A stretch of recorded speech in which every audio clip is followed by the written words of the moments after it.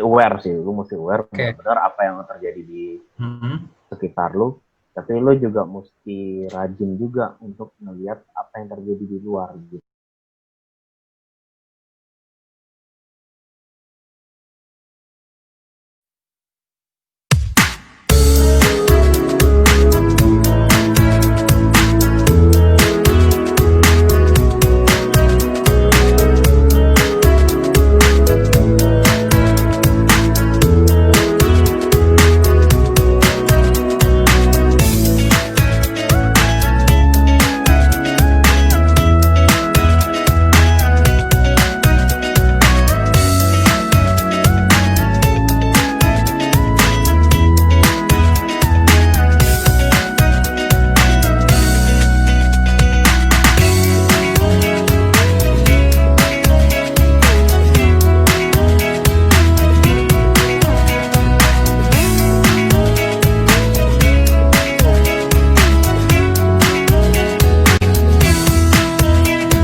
Oke. Halo, selamat malam. Selamat datang di acara Talk Show CCJ. Dan ini adalah talk show perdana kita. Dan pada hari ini kita mau bahas ini temanya itu tentang bisnis online sebagai penghasilan tambahan. Nah, sebelum kita melangkah lebih jauh itu, saya mau jelasin sedikit tentang apa sih itu CCJ. CCJ itu adalah singkatan dari Cashflow Club Jakarta, di mana di sini komunitasnya ini kita belajar bermain sekaligus belajar mengenai keuangan dan investasi. Dan konsepnya kita itu setiap kali main itu adalah edutainment, education and entertainment. Jadi bukan cuma dapat fun-nya doang, tapi juga dapat ilmunya juga, terutama namanya ilmu tentang manajemen keuangan, terus juga ilmu bagaimana manajemen aset dan lain sebagainya. Nah, di kesempatan ini kita ada satu bintang tamu yang benar-benar kebetulan dia juga punya bisnis online sebagai penghasilan tambahannya di luar pekerjaan utamanya dia. Dan saya perkenalkan narasumber kita yaitu Edric Rosser. Oke, selamat malam Edric. Yo, malam Daniel. Oke. Nah, boleh tahu nggak, ini kan Edric kan punya bisnis online ya, punya bisnis Ya. sampingan online. Boleh Hmm. ceritain nggak dikit ini bisnisnya kerjaannya apa sih, kerjaan utamanya sama bisnis online-nya apa? Oke, kalau kerjaan gua itu kan gua juga kasih intro dikit ya. Gua Ya, juga oke. pengurus CJ juga. eh ini apa namanya? Gua kerjaan utama gue itu kan gue memang sebagai manajer umum buat di bengkel ini family business bokap gua. Mm-mm. Terus sekarang itu gue juga sambil ini apa namanya jualan online di Oke, jualan. marketplace. Oh, marketplace. Oke. Ya, Oke. Nah, jualan online-nya apa? Bisa kasih tahu nggak barangnya apa jualan online? oke. Yang gue jual itu ini apa namanya box packaging makanan, Neil. Yang ini, yang bahannya tuh bahan craft paper. Oh, oke, oke, oke. Ya, Kayak kalau yang menarik biasa, nih. ya yang biasa kita lihat itu kan banyak kan bahan yang kertas yang kayak di bak BBM gitu kan, yang Iya. warna putih. Nah, yang gue Mm-mm. jual tuh yang bahannya bahan craft. Oh, oke, oke. Ya, Kebetulan pas, soalnya ini kan juga lagi banyak musim yang jualan makanan kan juga lagi booming, yang makanan benar. bungkus gitu. Ah, Nah, ini nih, kita udah masuk ke sesi utama. Nah, pertanyaannya gini, yang motivasi ente buat masuk ke bisnis, jalanin bisnis online tuh apa sih sebenarnya? Boleh ceritain nggak? Kenapa bisa sampai kepikiran mau jalanin bisnis online, padahal udah punya bisnis bengkel? Oke, kenapa gue sampai juga mau ngerjain bisnis online itu? Sebenarnya begini, gue ngeliat juga sebenarnya untuk bisnis online ini sebenarnya gue udah ada interest dari 2 tahun lalu itu. Oke. Gue udah tertarik sebenarnya sama dunia digital marketing semua. Cuman gue waktu itu juga belum menemukan uh, kayak drive dari dalam diri guanya sendiri buat maju Hmm. istilahnya. Nah, ini seiring mungkin juga karena gue juga memang ada keinginan buat punya side income yang istilahnya cukup memadai gitu ya, apalagi ditambah dengan kondisi kayak sekarang nih, kita kan lagi pandemi ya saat ini. Ya itu juga yang lebih ngedorong gue untuk Hmm. ini saatnya gue punya. Ini Oke. saatnya gue punya. gue lihat ini timingnya pas, ada temen yang memang juga ini eh, kasih ada peluangnya, ya di situ gue join sama dia. Oh, oke, berarti Ya, usahanya itu usaha joinan sama temen ya berarti ya gitu in tuh. a way kerjasama lah Oke, gitu. oke, menarik. Mm-mm. Nah, kedua, bedanya apa nih? Kalau boleh tahu bisa ceritain nggak yang dirasain bedanya waktu pekerjaan utama sama bisnis online ini bedanya apa? Oke, pekerjaan utama gua sama bisnis ini bedanya sih sebenarnya kalau yang gua jalanin ya memang kalau pekerjaan itu kan gua kan memang udah ada strukturnya ya istilahnya kan Ya. kayak lu uh, pergi pokoknya lu mulai kerja udah dari jam 9 sampai jam sore, Hmm. terus habis itu Senin sampai Sabtu kan Hmm. bengkel gua Bengkel itu ya, bengkel mobil ya, bisa kayak gitu. jadi istilahnya apa ya, di situ yang udah ada strukturnya. Dan istilahnya gue juga kalau ini kan income kan berdasarkan invoice daripada tagihan Hmm. customer gue atau nggak Hmm. corporate. Nah, kalau misalkan di bisnis online ini gue liatin ya gue bisa nyasar lebih luas lagi marketnya gitu loh. Maksudnya Oke. baik dari orang yang tahu bisnis gue di marketplace itu Hmm. maupun orang-orang yang gue kenal ataupun dari yang gue pasarin lah istilahnya gitu nih. Oke, Yeah, jadi oke. lebih luas lah. Lebih luas. Berarti bisa Ya menjangkau sama hot market. secara sama secara ininya gue juga kontrolnya kan gue lebih ini, gue punya kontrolnya kan. Kalau misalkan Hmm. kayak di kerjaan kan gue juga ada nggak bisa secepat itu juga gitu loh. Betul, betul. Ya, Oke. Berarti yang market bisa jangkau hot market sama cold market ya, kedua-duanya bisa dijangkau gitu kalau online enaknya. ya itu sih yang gue alamin ya. Oke, good, good. Nah, sekarang apa aja sih yang dibutuhkan kalau ini kan bisnisnya kan masih bisnis online, bisnis sampingan ya, online-nya masih sampingan banget ya, dibilang Hmm, masih part-time. ya Itu masih sampingan kalau banget. boleh tahu apa aja sih yang dibutuhkan dalam mengambil keputusan dalam berbisnis sambil bekerja? Gimana caranya kalau mau ambil keputusan gitu, Pak, kan sambil nggak ganggu kerjaan utama. Oke, baik. Jadi apa yang dibutuhin gitu ya Ya, untuk ngambil keputusan itu. Sebenarnya menurut gua pertama memang mesti ada awareness atau kesadaran sebenarnya gua. Ya, gua kenapa gua juga sampai ya sebenarnya kan gua udah beberapa tahun lalu gitu.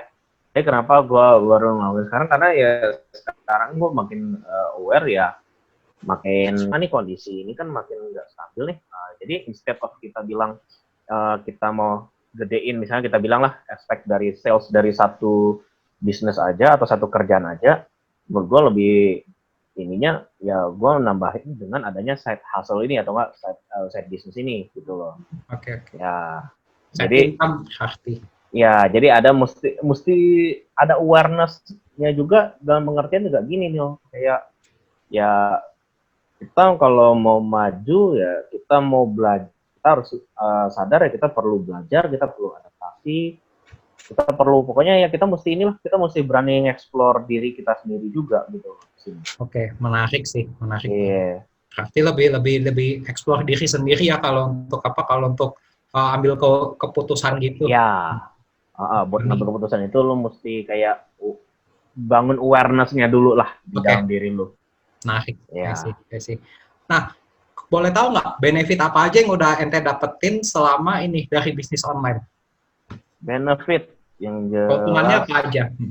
Oke, ya kalau kita bilang materi sih ya jelas banyak kebantu ya, banyak kebantu. Terus kalau kita bilang dari non materi ya di sini, kalau buat gue sendiri itu gue banyak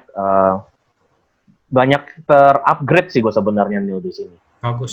gue benar-benar terupgrade-nya dalam pengertian itu bukan memaksa juga sih, sebenarnya kayak lebih kayak ngedorong diri gue buat oke, ayo lu mesti bisa begini, lu mesti bisa ngertiin, kita bilang lah, kayak istilahnya pakai ads itu gimana gitu kan, di sosial media, di marketplace, gimana lu belajar kayak copywriting, funneling, framework. Jadi benar-benar kayak apa ya, nge-expand diri gua sih di sini sih. Wih, menarik sih, malah belajar banyak ya, malah belajar banyak. Malah belajar banyak, dan kalau yang sebenarnya buat gue yang lebih berasa ininya lagi, sebenarnya non materi yang paling penting gue dapetin adalah, ya kalau lu doing business atau entrepreneurship itu kan sebenarnya lu kan juga ini ya, apa namanya, memberikan value buat orang gitu ya. Lu sebenarnya nolong orang sih sebenarnya. Betul Ya, banget. itu yang gue suka juga gitu loh. Emang ada juga yang di sisi guanya juga memang ada di situ. Oke, Ya, menarik banget sih ya ternyata bisnis online itu. Nah, kalau yeah. boleh tahu gini, gimana cara yang lo lakuin untuk dapat keuntungan tersebut? Caranya, Iya, betul. baik. Kalau ditanya cara ya, sebenarnya kan dengan kayak selling begini kan gue udah kayak apa ya, secara nggak langsung gue juga udah ngebantu temen gue itu.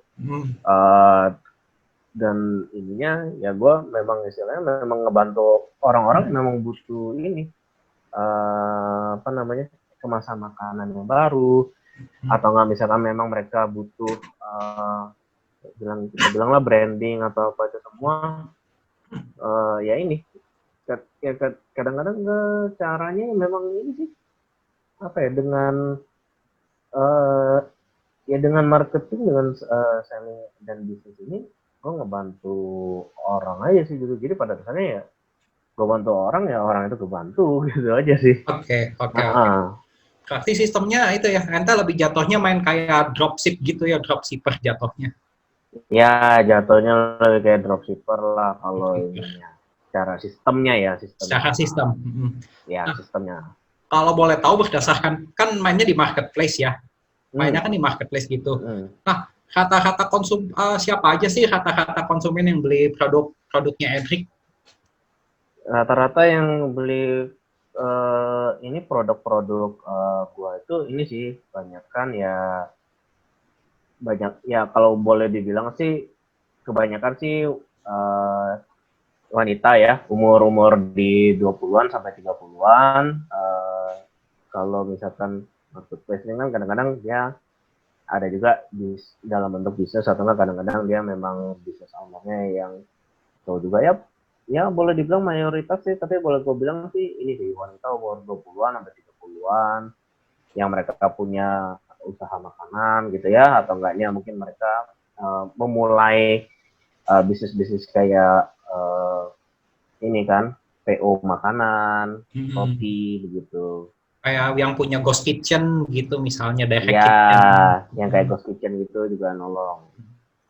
Menarik sih, marketnya sih menarik ini sih marketnya. Karena Banget. mesti jujur kalau untuk bisnis makanan kayak gitu kan yang beli kan biasanya cowok ya. Karena kan cowok kan which yang biasanya majority sekarang juga punya bisnis makanan. Betul. Ternyata betul. cewek juga. Cewek juga banyak nih di banyak. ini gua. Hebat. Ya. Nah, gimana sih caranya itu, cara Edric bangun kepercayaan konsumen terhadap produk-produk yang ente iklanin? Bangun kepercayaannya gimana? Kan biasa kalau bisnis kan itu kan kepercayaan penting banget ya, nomor Banget. satu malah. Gimana bangun kepercayaannya? Ya bangun kepercayaannya ya gue dengan karena terutama gue bergeraknya di marketplace ya, dan pada dasarnya gue banyak platformnya adalah online, ya gue sebisa mungkin merespon pertanyaan-pertanyaan customer gue dengan cepat, habis itu dengan informasi yang sejelas-jelasnya. Foto juga harus diberikan yang istilahnya realnya seperti apa produk gue gitu. Jadi ya gimana supaya informasi itu sampai ini sih dengan jelas dan clear gitu ya. Dan kalau misalkan sampai terjadilah kayak misalkan saat pengiriman, gue usahakan untuk bisa kirim balik lagi. Ya Ya, pasti ada aja sih ups and down kayak begitunya. Iya, aja sih itu Kak Pender. Berarti pernah ini dong, pernah dapat kayak komplainan gitu, pernah nggak waktu apa? Nah, pernah, pernah. Boleh ceritain nggak pengalaman yang dapat komplain yang paling bikin pusing gitu, terus gimana cara nanganinnya? Karena paling, wah ini sebenarnya juga kejadiannya boleh dibilang cukup baru juga sih. Iya, Jadi gue tuh ada customer di pulau di Makassar. oke. Ya, uh, dia udah dia sama gue udah setuju nih barangnya tuh kita bilang lah 100 piece ukuran ini, 100 piece ukuran yang itu gitu ya, A dan B gitu ya. Oke. Nah, itu waktu dikirim ternyata kekirim cuma 100 piece doang nih. 100 piece doang. Iya, Aduh. makanya ya mungkin juga ini juga apa ya mungkin namanya juga lebih sibuk gitu kali ya di kantor apa semua Iya, itu jadi lagi kayak banyak orderan gitu iya mungkin. orderan gitu mungkin jadi kayak ada miss lah gitu. Ada miskom. Iya, ya ini sih sedang juga tapi ya dengan gua coba connect dengan teman gua itu langsung gua koordinasiin buat tur balik lagi ya langsung ini sih langsung beres sih. So far itu yang paling ini sih, paling recent dan cukup ya sedang juga Nil barang Shock, kiriman ke shock. Makassar. Iya, ngerti. Iya, Shock gitu ya. shock sih, shock. Kalau ditanya shock, cuman ya di situ juga jadi ini juga sih Nil apa namanya kayak pelajaran juga, Ajakan banget. pelajaran banget. Terus Iya. ya mungkin kalau kendala-kendala yang kita bilang sifatnya umum juga ya kadang-kadang kan kayak masalah waktu ya antara lu kerja sama lu ini juga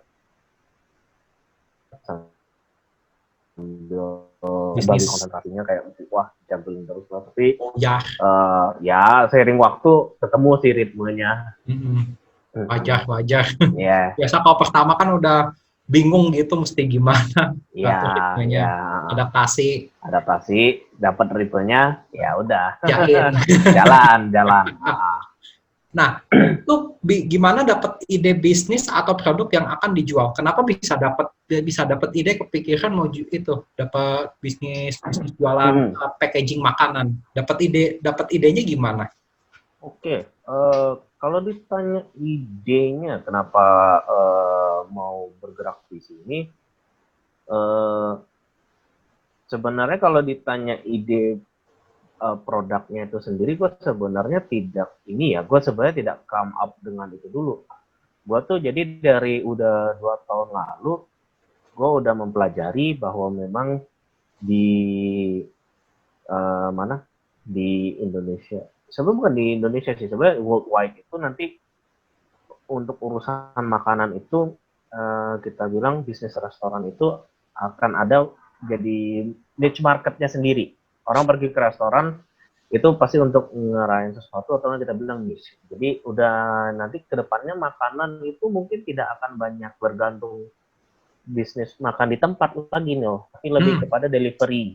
Jadi kayak sekarang ini kita, lu kan tadi ada mention Ghost Kitchen ya. Ya Ghost Kitchen itu sendiri kan sebenarnya konsep di mana dapur itu tidak cuman bentuknya sebuah dapur nyiapin makanan untuk di delivery atau take away. Take away. Direct kitchen jatuhnya dapur langsung direct kitchen. Iya, direct kitchen yang punya ininya langsung. Kalau Ghost Kitchen sebenarnya dia actually nggak punya dapur juga sebenarnya Ghost Kitchen ya. Tapi nyatanya kayak kita bilang ya, kayak misalkan kayak kita bilang lah di Jakarta, kita kan di Jakarta nih lah, kita lihat sendiri di Jakarta ini kan pertumbuhan ininya pemesanan makanan online itu kan tinggi sekali. Gede banget sih. Apalagi pas lagi PSBB gini. Ya, lagi PSBB gini makin ini lagi. Tapi sebelumnya pun udah naiknya makin tinggi sih.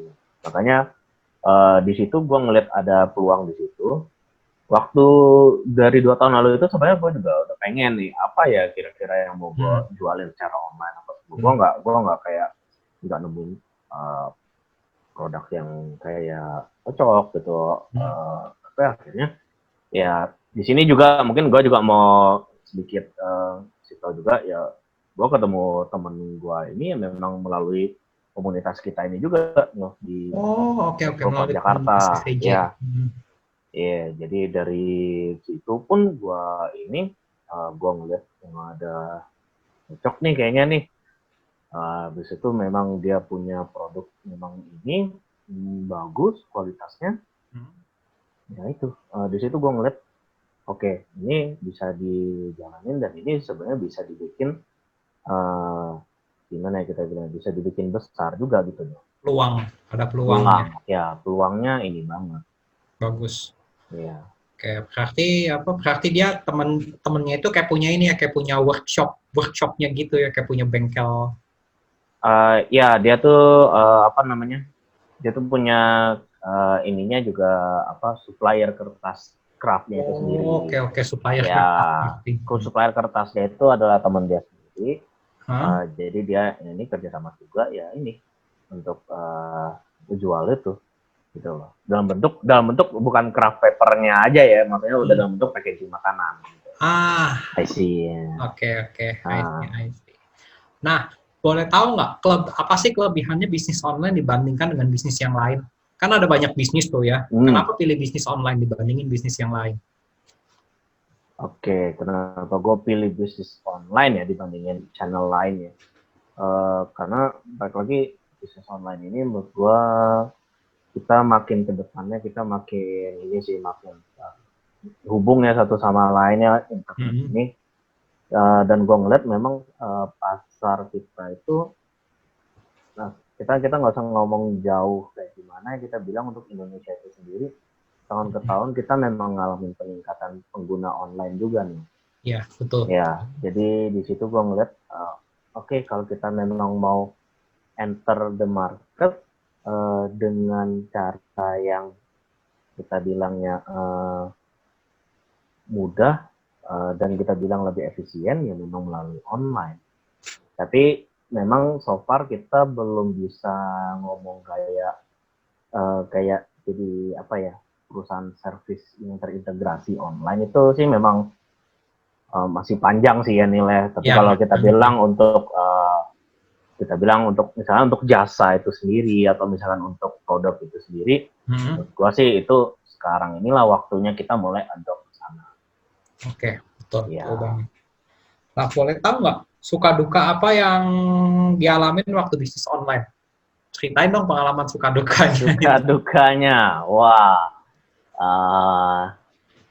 Mungkin kalau yang lebih menarik sebenarnya dukanya itu banyak di ini sih, banyak di kayak apa namanya, ya kadang-kadang lo mesti berkorban waktu. Kayak misalkan lo punya waktu, kadang-kadang lo misalkan punya waktu sama pacar lo, sama keluarga lo, kadang-kadang lo mesti relain gitu kan. Lo juga nggak banyak berinteraksi banyak juga sama teman-teman lo jadinya ya. Tapi di satu sisi memang apa ya, mesti ngebalance sih di situ dukanya ya. Tapi mungkin kalau duka yang ininya lagi sih, ya wajar lah ya kalau namanya lu kerja sambil punya side business, ya otomatis kayak istirahat kurang. Kadang-kadang waktu buat diri lu sendiri juga udah hampir nggak ada. Tapi mungkin yang paling ininya lagi juga karena ya pasti adalah satu dua kali di mana lu ditipu oleh calon customer lu gitu kan, dibilangnya bakal ditransfer, ya nggak tahu nggak ada transfer, kan ada juga tuh yang kayak gitu ya. Tapi kalau sukanya mungkin nggak tahu ya, kalau kayak buat gue sukanya ngeliat orang banyak kebantu dengan gue punya produk dengan service yang gue ingin. Itu gue juga ada kepuasan diri juga di situ. Jadi kayak kadang-kadang setelah ngelewatin itu semua, dukanya tuh jadi kayak kagak berasa gitu. Kayak hilang gitu dukanya. Kayak hilang gitu lah istilahnya. Ada nggak mungkin pengalaman yang paling berkesan, pengalaman selama bisnis online gini yang paling berkesan, pengalaman ini pengalaman yang bikin happy gitu, pas lagi jalanin bisnis online gini. Pengalaman paling bikin gue happy ya selama ngejalanin bisnis online ini ya. Mm-hmm. Gue sebenarnya ya mungkin ini juga ya namanya apa? Lu ketika lu ngelakuin sesuatu yang lu suka, ya kadang-kadang tiap hari juga lu ngeliat gimana marketing online lu itu, lu belajar apa semua itu pengalamannya happy banget sih kalau ditanya. Kalau lu tanya yang paling bikin gua happy ya nih ya, benernya sih gua boleh bilang waktu lebih berasa tuh waktu di awal-awal mulai sih kayak si zaman PSBB yang ke transisi ya yang pertama-pertama bulan Juli itu ya benar-benar ada orang yang jualan gitu dia kita bantu gitu ya untuk dikirimin kotaknya itu right on time, besokannya dia post di sosial media itunya, wah itu perasaannya nggak bisa lebih happy lagi, men. Lu kayak lu nolongin orang saat orang tuh benar-benar gitu tuh rasanya gimana. Hmm. Nih. Jadi kayak dapat kayak malah di endorse gitu ya di akun sosial medianya dia gitu. Secara nggak langsung di Langsung. endorse ya, tapi kadang-kadang yang bikin gua amazed juga ya, ya memang fulfillment kita bilang pemenuhan order ini dengan cara online begini ya, itu menurut gua itu sesuatu yang memang ya menolong sekali sih sebenarnya. Nah, ini gimana? Kan ini kan kalau bisnis online itu kan ini kan sambil kerjaan utama dan bisnis online kan, which Yoi. jobnya. Nah, ini yang hal paling susah kalau orang mau mulai bisnis sampingan itu cuma dua, manajemen waktu sama manajemen keuangannya. Itu udah Betul. pasti kan. Udah pasti. Gimana cara strateginya ada nggak? Gimana itu biar apa? Biar strateginya trik gimana? Biar manajemen keuangan sama waktunya itu rapi. Oke, biar rapi ya. Kalau ditanya biar rapi, kalau untuk keuangan, gue selalu ingin sih apa namanya dari setiap penjualan yang gue lakuin per hari itu selalu gue hitungin bersihnya tuh berapa, itunya apa gitu ya. Istilahnya habis itu kan gue kan dengan sistem dropship gini kan berarti kan artinya gue mesti melakukan payment ke teman gue itu daily kan istilahnya kan. Nah, ya itu di situ ya gue mesti benar-benar mencatat sekali sih istilahnya. Oke, hari ini gue pendapatan berapa, pengeluaran berapa, terus istilahnya untuk komponen-komponen lain kayak ads-nya berapa ya. Ya itu istilahnya pencatatan sih terutama. Dan istilahnya kapan lo ngambil uangnya untuk payment apa. Nah, itu lo benar-benar mesti timing juga. Timing. Itu kalau keuangan. Kalau untuk manajemen waktu yang gue temuin ya selama ngelakuin ini benar-benar ketika lu kerja tuh urusannya kerja. Jadi waktu gue istilahnya urusan bengkel itu gue benar-benar urusin bengkel. Gue kagak mikirin deh yang istilahnya yang gue jualan gue sementara gue singkirin dulu. Terus habis itu ketika gue sudah mulai ke jualan gue itu, ya gue fokus lagi ke jualan gue itu. Ya, jadi pada dasarnya lebih prioritasin attention-nya sih gitu. Bagi konsentrasinya berarti itu yang. Bagi konsentrasinya, ya, bagi konsentrasi. Ada nggak kendala waktu bisnis online? Kendalanya apa aja yang selama ini ditemuin waktu bisnis online? Kendala ya. Oke. Selama gue bisnis online ini sih yang gue temuin paling kendala itu lebih kayak balik lagi sih ya karena ininya kan pada dasarnya komunikasi ya. Jadi kadang-kadang ada miskom, ada ini juga gitu kan. Terus itu kadang-kadang ketika gue juga ada private time gitu ya dengan pacar atau dengan gue punya family, kadang-kadang mesti terinterupsi lagi dengan ini gitu kan, dengan urusan bisnis. Kendala itu jadi ya tapi dari waktu itu juga sih memang apa, nggak bisa dielakin juga sih. Ya, Ya. paham. Nah, boleh tahu nggak pakai media sama toolsnya pakai apa? Media sama toolsnya buat bisnis online apa? Kalau yang Oke. pakai.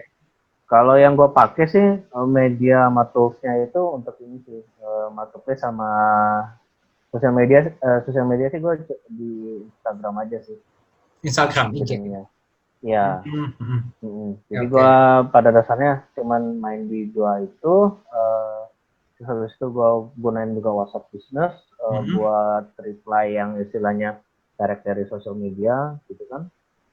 Kadang-kadang kan orang kan di sosial media tuh nggak mau gitu ya, terlalu banyak Iya. input data apa seperti Iya. itu kan. Jadi ya udah dari WhatsApp Business aja. Yeah. Oke. Nah, yang terakhir nih, ada nggak pesan-pesan buat orang yang mau mulai bisnis online? Bisa nggak Kak, ada pesan apa nih kalau misalnya buat teman-teman di sini yang mau mulai bisnis online?